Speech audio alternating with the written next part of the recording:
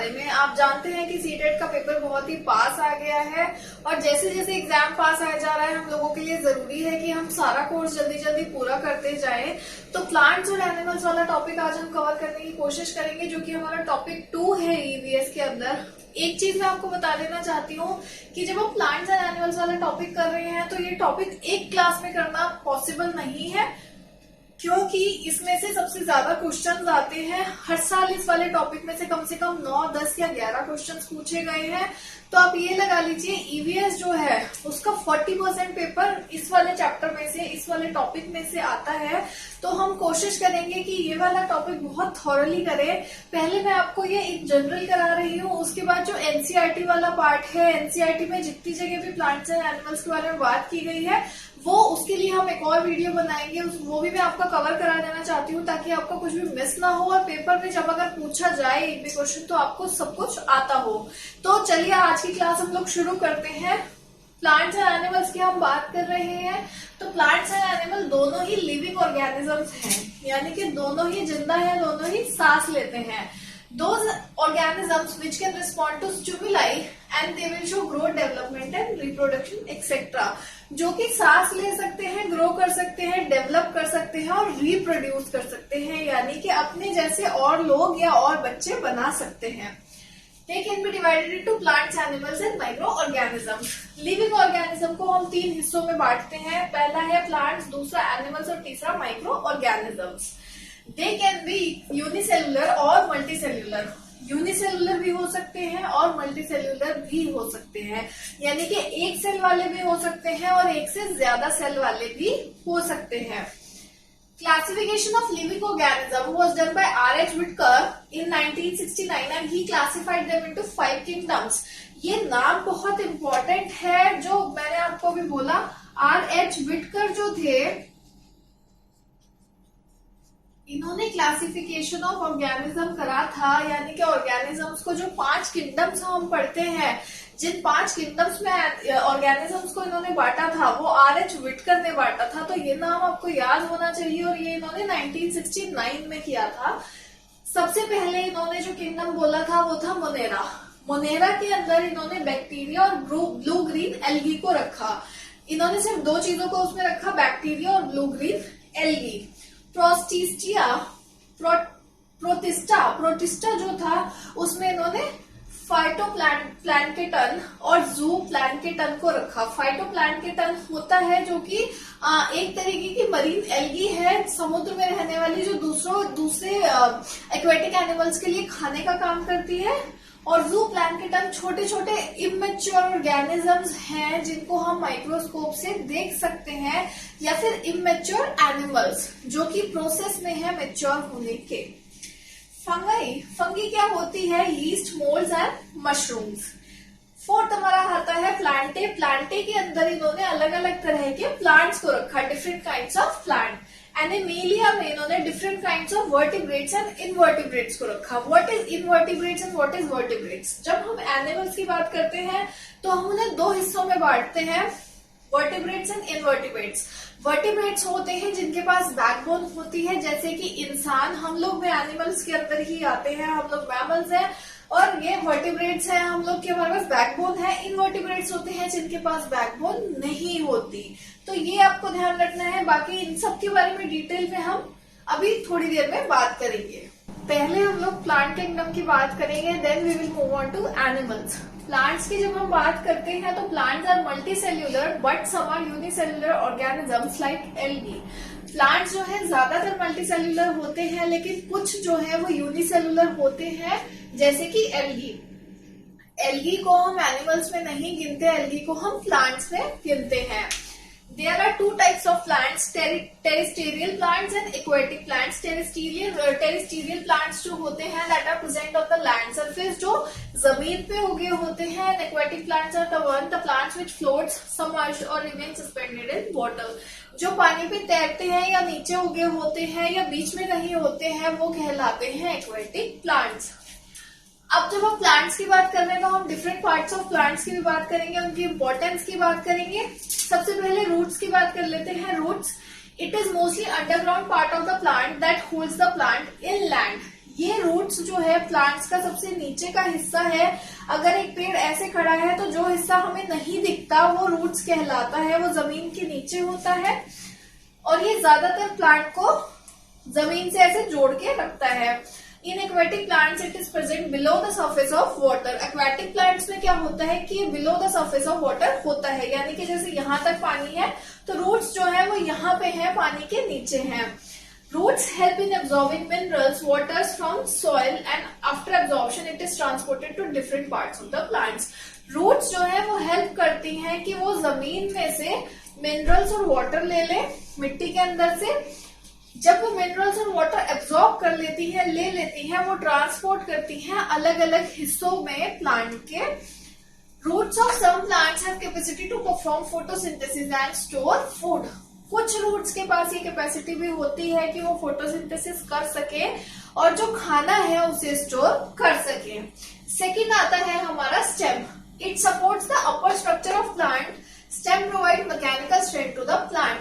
ये जो है ऊपर के हिस्से को, जैसे जमीन के नीचे तो रूट्स हो गई, ये जो ऊपर का हिस्सा है उसे सपोर्ट करती है, उसे सपोर्ट प्रोवाइड करती है ये, so that it can stand. Water and minerals are absorbed by the root. It is transported to different parts of the plants through stem. Stem जो है, जो roots ने अपना function किया, water और minerals ले लिया, stem उसको दूसरे हिस्सों में transport करता है।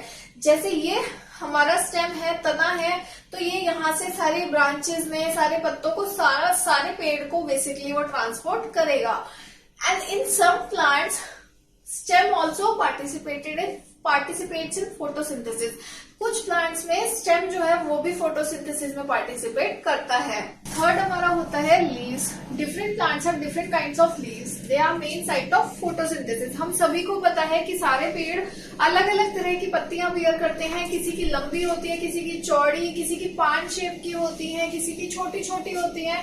तो उस चीज की यहाँ पे बात की गई है और ये भी कहा गया है कि फोटोसिंथेसिस जो प्रोसेस है खाना बनाने का पेड़ का, वो पत्तियों में ही होता है। They take CO2, water and other nutrients from atmosphere and energy from sunlight. वो CO2, water और other nutrients जिनकी उन्हें जरूरत होती है अपने आसपास के एटमॉस्फेयर से एब्जॉर्ब कर लेते हैं और सनलाइट की मदद से खाना बनाते हैं। Colour of leaves is green due to the presence of chlorophyll. हरे रंग की पत्तियां इसलिए होती हैं क्योंकि उसमें क्लोरोफिल नाम का एक पिगमेंट प्रेजेंट होता है जो उसे हरा रंग देता है। When amount of chlorophyll decreases, the leaves turn yellow and sheds. जब अमाउंट ऑफ क्लोरोफिल यानी कि क्लोरोफिल की मात्रा कम होने लगती है पत्तियों में, तब उनका रंग पीला पड़ने लगता है और वो गिर जाती हैं। फोर्थ हमारा आता है flowers. Reproductive organ. It is a reproductive organ. It is the reproductive organ. ये रिप्रोडक्टिव ऑर्गन होता है प्लांट का जो, वो है फ्लावर। It has 4 parts. इसके 4 हिस्से होते हैं, स्टेमेंस, कैपल्स, पेटल्स एंड सेपल्स। 4 हिस्सों में हमने फ्लावर को डिवाइड किया है। They have different colour and smell. उनकी अलग खुशबू होती है हर फ्लावर की। फॉर एग्जाम्पल रोज की अलग है, चमेली के फूल की अलग है, गेंदे के फूल की अलग है। उनके अलग रंग और अलग खुशबू होती है। द पॉलिनेटर्स होते हैं जो उसको रिप्रोड्यूस करने में मदद करते हैं, जैसे कि मधुमक्खी या छोटे छोटे कीड़े जैसे कि भंवरा। Help in pollination. वो पॉलिनेशन में उन्हें मदद करते हैं। After pollination seed develops in the part of the flower called ovary. Pollination जब हो जाता है तो बीज जो है फ्लावर के ओवरी वाले हिस्से में उग जाता है और ओवरी जो है वो थोड़े दिन में फ्रूट बन जाती है। वो जो बीज है वो फ्रूट का रूप ले लेता है। फिर हमारा आता है fruits. It protect seeds and later on help in seed disposal. ये सीड जो है यहाँ पे बना था फ्लावर में, उसको प्रोटेक्ट करता है। फ्रूट जो है सीड के चारों तरफ फ्रूट बन जाता है, उसे प्रोटेक्ट करता है और बाद में उसे गिरने में भी मदद करता है। They have different colour and taste. उनके रंग अलग होंगे। आम का रंग अलग है, सेब का अलग है, संतरे का अलग है और वो जो टेस्ट है उनका वो भी अलग अलग होगा।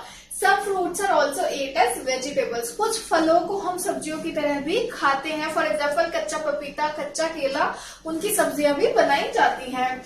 लास्ट हमारा आता है जो पार्ट है प्लांट का, वो है हमारा सीड।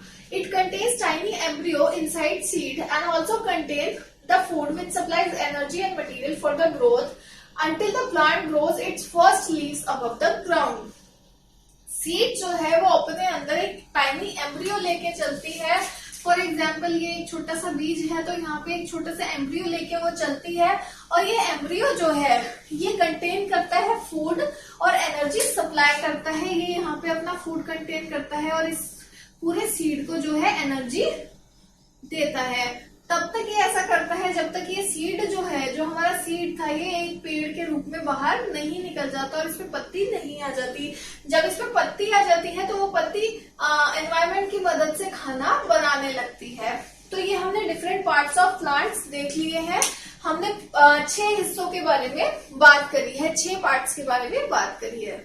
अब हम प्लांट्स के फिजिकल कैरेक्टर पे उनको डिवाइड करके देखेंगे कि हम फिजिकली प्लांट्स को कैसे डिवाइड कर सकते हैं। सबसे पहले हमारे आते हैं हर्ब्स। हर्ब्स यानी कि जड़ी बूटियां। It is delicate seed bearing plant which lakhs woody stem. ये ऐसे प्लांट होते हैं जिनकी वुडी स्टेम नहीं होती, यानी कि जो लकड़ी वाले तने होते हैं भारी भारी, वो नहीं होते। And it can not stand erect. ये जो है बिल्कुल सीधा खड़ा नहीं हो सकता। Herbs are commonly used for flavouring food as medicine and perfumes. ज्यादातर हम इन्हें खाने को फ्लेवर देने के लिए दवाइयों की तरह या परफ्यूम्स की तरह यूज करते हैं। फॉर एग्जाम्पल ब्रिंजल या फिर कोरिएंडर, जो हमारा धनिया पुदीना है, उसको भी हम इसके अंदर रख सकते हैं। सेकंड हमारा आता है श्रब्स। श्रब्स क्या होते हैं? Small to medium size woody plants. ये छोटे पेड़ होते हैं जो लकड़ी वाले होते हैं। Its stem is not as strong as tree. उनकी जो तना है वो बहुत स्ट्रॉन्ग नहीं होगा, हम तोड़ना चाहें तो उसे इजीली तोड़ सकते हैं। In shrubs, several main stem arise at or near the ground. Example rose, cotton, etc. Shrubs में क्या होता है, जो मेन स्टेम है उसके आसपास और ज्यादा स्टेम्स उग जाती हैं। जैसे कि रोज का पेड़ होता है, वो एक ही पेड़ में से 3-4 पेड़ निकल आते हैं, और कॉटन का पेड़ एक्सेट्रा। थर्ड हमारा आता है ट्रीज। ट्रीज आप समझ ही गए होंगे, बड़े बड़े लंबे लंबे ट्रीज जिनके की स्ट्रॉन्ग स्टेम होते हैं। स्ट्रॉन्ग प्लांट वेरी टॉल और मीडियम हाइट, लंबे लंबे होंगे या मीडियम हाइट के होंगे। Stems are strong woody and are known as trunks. Stem जो होंगे वो बहुत स्ट्रॉन्ग होंगे, आप उन्हें ऐसे तोड़ नहीं सकते हैं। वुडी होंगे, बहुत ज्यादा लकड़ियां होगी उसके अंदर, और साथ साथ उसे हम ट्रंक भी कहते हैं। इनकी स्टेम को हम ट्रंक कहते हैं। Branches grows out of trees trunk. जो पेड़ की ब्रांचेस निकलती हैं वो ट्रंक में से ही निकलती हैं। For example mango, banana tree etcetera, mango banyan tree etcetera. Fourth हमारा आता है क्लाइंबर्स। क्लाइंबर्स क्या होते हैं? क्लाइंब करते हैं जो दूसरों पे, वो क्लाइंबर्स होते हैं। Does not have stem and if present it is very weak. इनकी अपनी स्टेम यानी कि तना नहीं होता, और होता भी है तो बहुत ही वीक होता है। They grow readily on support और ओवर अदर प्लांट। वो ज्यादातर सपोर्ट पे बढ़ते हैं या दूसरे प्लांट पे बढ़ते हैं। For example money plant. Money plant को जब तक हम रस्सियां बांध के सहारा नहीं देते, वो ठीक से बड़ा नहीं हो पाता। नंबर 5 हमारे आते हैं क्रीपर्स। क्रीपर्स क्या होते हैं? They also have very weak stem in plants creep along the surface of the ground. इनकी स्टेम भी बहुत वीक होती है और पेड़ जो है वो जमीन के साथ ही घिसड़ घिसड़ के बढ़ते हैं and spread on the ground, और जमीन पे ही फैल जाते हैं। फॉर एग्जाम्पल पंपकिन या वाटरमेलन की जो बेल होती है वो इसका एक एग्जाम्पल कहलाती है। अब हम प्लांट्स को दूसरे तरह से डिफरेंशिएट करेंगे। दूसरे तरह से मतलब लाइफ स्पैन के बेसिस पे, कि उनकी जिंदगी कितनी होती है उसके बेसिस पे हम उन्हें डिवाइड कर रहे हैं। सबसे पहले हम बात कर रहे हैं एनुअल प्लांट्स के। एनुअल प्लांट्स क्या होते हैं? These plants complete it whole life cycle within a year from germination of seed to production of seed. ये प्लांट जो है अपनी पूरी जिंदगी जो है कंप्लीट कर लेते हैं एक ही बार में, एक ही ईयर में। और जब इनका बीज लगता है, जब तक प्रोडक्शन होती है, यानी कि जो भी इनसे बनता है, फ्रूट बनता है, फ्लावर बनता है, वो एक ही लाइफ स्पैन इनके पास होता है। फॉर एग्जाम्पल गेहूं है हमारा, मक्का है, सनफ्लावर है, ये एक ही सीजन है इनका, उसके बाद इन्हें हम काट देते हैं या ये खुद भी जिंदा नहीं रह पाते। बाइनीलियन प्लांट्स क्या होते हैं? They take 2 years to complete its biological life cycle. इन्हें कंप्लीट होने में इनकी जिंदगी को 2 साल लगते हैं। In first year plant grow root, stem and leaves. In second season they bears the flowers. पहले साल में तो वो अपना आप को बड़ा करते हैं, ग्रो करते हैं, स्टेम बनती है, रूट बनती है, जड़ें, पत्तियां आती हैं, लेकिन दूसरे सीजन में उनपे फ्लावर्स या फ्रूट्स आने लगते हैं, जैसे कि गाजर का या मूली का पेड़। पेरिनिलियन प्लांट्स क्या होते हैं? They live for many growing seasons. ये जो है ये सालों साल जिंदा रह सकते हैं। Roots of these plants develop in large area. इनकी जो जड़ें हैं वो बहुत ज्यादा बड़े एरिया में फैल जाती हैं। It grows in bloom in summer and die back in autumn and winter. ये समर और स्प्रिंग सीजन में तो सही रहते हैं और जब ऑटम या विंटर सीजन आता है तो ये खत्म हो जाते हैं, यानी कि सूख जाते हैं। Then again return with flowering in the next summer from same root। और जब अगला समर आएगा, यानी कि इस गर्मी से अगली गर्मी आएगी, तो ये वापस आ जाएंगे और इनपे फिर से फल या फूल लगने लगेंगे। इसका एग्जाम्पल हमारा है मैंगो या एप्पल। अब हम प्लांट्स का डिवीजन करेंगे उनके requirement of water and soil के हिसाब से कि उन्हें कितना पानी चाहिए होता है और कैसी मिट्टी में वो बड़े होते हैं। सबसे पहले हम बात करेंगे हाइड्रोफाइट्स की। हाइड्रोफाइट्स क्या होते हैं? Plant that grows in water. ऐसे पेड़ जो कि पानी में उगते हैं। एग्जाम्पल लोटस या फिर water lily. These plants have different adaptation like coating wax on surface of leaves. इनके जो अडेप्टेशंस होते हैं, यानी कि जैसे अलग सारे पेड़ होते हैं उनपे किसी पे भी वैक्स कोटिंग जैसा नहीं होता, लेकिन इन पेड़ों की पत्तियों पे जो है वैक्स कोटिंग जैसा सरफेस होता है।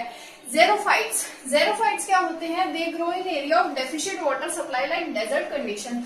ये ऐसी जगहों पे बड़े होंगे जहाँ पे कि पानी बहुत कम होगा। For example cactus. They have deep roots. इनकी जड़ें बहुत गहरी होती हैं। Pointed waxy and small leaves. Pointed waxy यानी कि वैक्स कोटिंग हुई और छोटी छोटी पत्तियां इनकी होगी। तीसरा हमारा आता है मेसोफाइट्स। मेसोफाइट्स क्या होते हैं? They grow in an extreme environment which is neither very dry nor very hot. ये ऐसी जगह बड़े होंगे मेसोफाइट्स जहां पे ना तो गर्मी है और ना ही सर्दी है, जैसे कि मैंगो या नीम। जहां कम गर्मी होगी वहां भी नहीं उगेंगे, जहां ज्यादा होगी वहां भी नहीं होंगे। 4 हमारा आता है हेलोफाइट्स। हेलोफाइट्स क्या होता है? These plants usually grow in a saline soil mangroves. These plants have special adaptation in roots. They show the growth above the surface of the land. ये ऐसी मिट्टी में उगते हैं जहाँ पे ज्यादा ना तो चिकनी है मिट्टी, जो समुद्र के किनारे जो पेड़ होते हैं इन्हें वो होते हैं ये रिजोफोरा इसका एक एग्जाम्पल है। इनकी जो ग्रोथ है हमें सिर्फ जमीन के ऊपर दिखती है, हम जमीन के नीचे नहीं बता सकते कि कितने गहरे ये हैं। अब हम प्लांट्स की इम्पोर्टेंस के बारे में बात करेंगे, यानी कि पेड़ हमारे लिए क्यों जरूरी है ये हम जानेंगे। सबसे पहले तो ये हमें ऑक्सीजन देते हैं। ये सब लोगों को पता है, ऑक्सीजन के बिना हम लोग कोई भी जीव जिंदा नहीं रह सकता। पेड़ हमें ऑक्सीजन देते हैं और प्राइमरी प्रोड्यूसर है फूड के, यानी कि खाना हमें इनसे मिलता है। जितने भी ऑर्गेनिज्म पृथ्वी पे हैं वो डायरेक्टली और इनडायरेक्टली इन पे डिपेंडेंट है। Shelter to birds, insects etcetera. जो ये है ये बहुत सारे कीड़े मकोड़ों का, पक्षियों का, पशुओं का, बहुत चीजों का ये घर की तरह काम करते हैं। वहां पे बर्ड्स या इंसेक्ट्स रहते हैं। Helping maintaining temperature, water cycle and also prevent soil erosion. ये हमारे वातावरण का जो संतुलन है वो बनाए रखते हैं, यानी कि टेम्परेचर मेंटेन रखते हैं। अगर हम पेड़ काट देंगे ग्लोबल वार्मिंग होगी, तो आपको पता है कि धीरे धीरे सारे ग्लेशियर्स पिघल जाएंगे, पेड़ नहीं रहेंगे, तो हमारा टेम्परेचर जो है, हमारी एनवायरमेंट जो है वो कोलैप्स कर जाएगी। सेकेंडली ये वाटर साइकिल बनाए रखते हैं। वाटर साइकिल यानी कि बारिश के आने का प्रोसेस। थर्डली ये सॉइल इरोजन से बचाते हैं, मिट्टी को एक जगह पकड़ के रखते हैं, मिट्टी को बहने नहीं देते। फॉर एग्जाम्पल पहाड़ों पे जब हम पेड़ काट देते हैं तो वहां से पहाड़ गिरने लगते हैं, क्योंकि वो जो मिट्टी पहले पेड़ों ने पकड़ी हुई थी अब वो हट चुकी है। फोर्थ हमारा आता है provide all desired nutrients.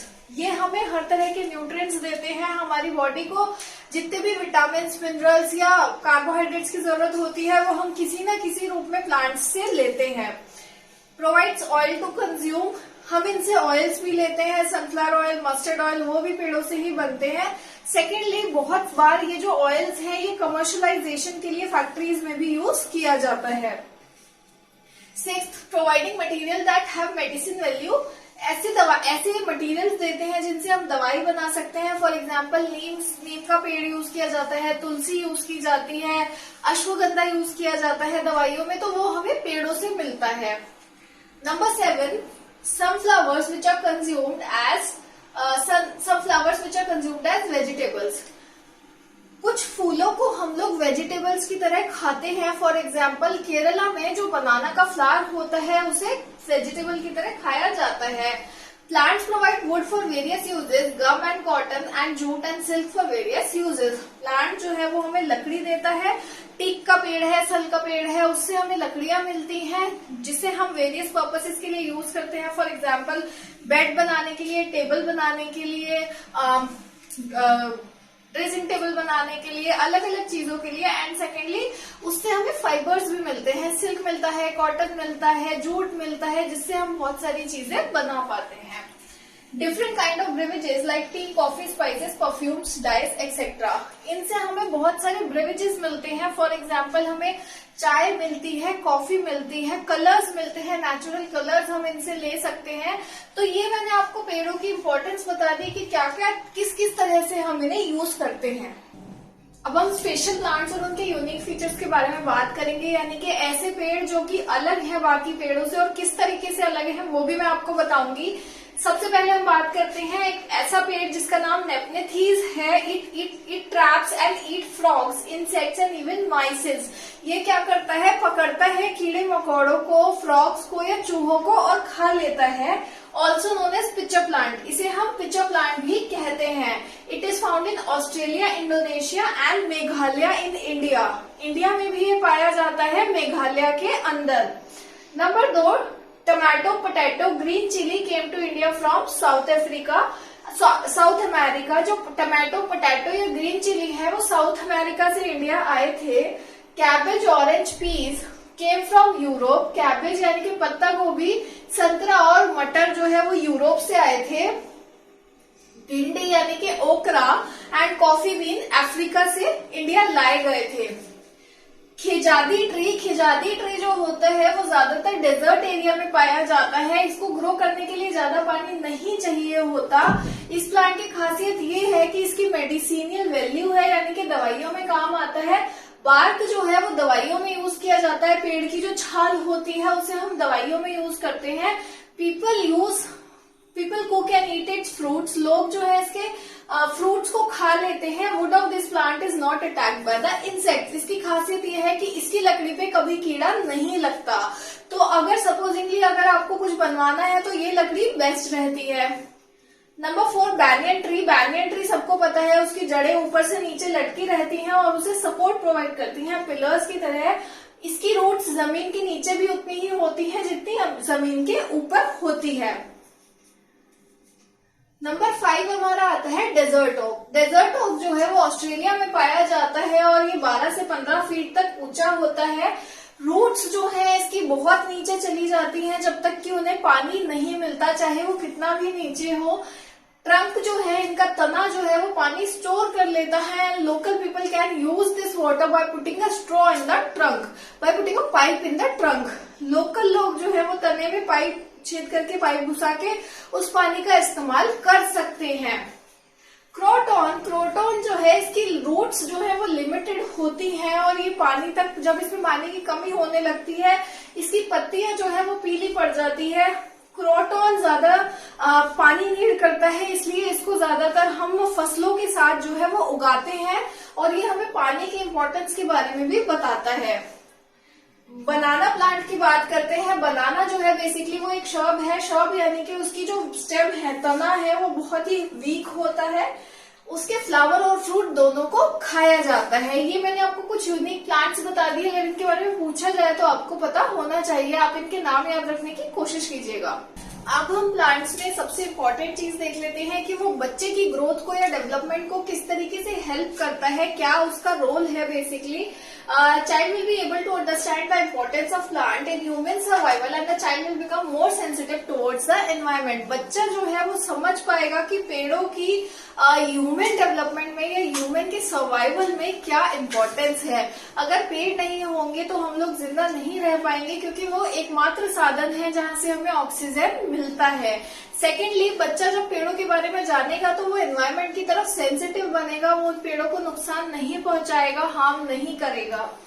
Thirdly, the child will develop curiosity and will try to study more about that. बच्चा जो है जब पेड़ों को बढ़ते हुए देखेगा, अलग अलग रंगों के फूल, अलग अलग रंगों के फ्रूट्स देखेगा, तो उसमें क्यूरियोसिटी जागेगी और वो उनको और जानने की, पढ़ने की कोशिश करेगा. आज हमने प्लांट्स वाला पार्ट का एक हिस्सा कवर किया है. अभी हम इसे दोबारा रिपीट करेंगे जब हम एनसीईआरटी वाला पार्ट करेंगे। उससे पहले हम एनिमल्स वाला पार्ट का भी इन जनरल वाला हिस्सा कवर करेंगे। आपको अगर वीडियो अच्छी लगी हो तो प्लीज इसे लाइक करिएगा, सब्सक्राइब करिएगा, और अगर कुछ समझ ना आया हो तो आप कमेंट करके मुझसे पूछ सकते हैं। Thank you.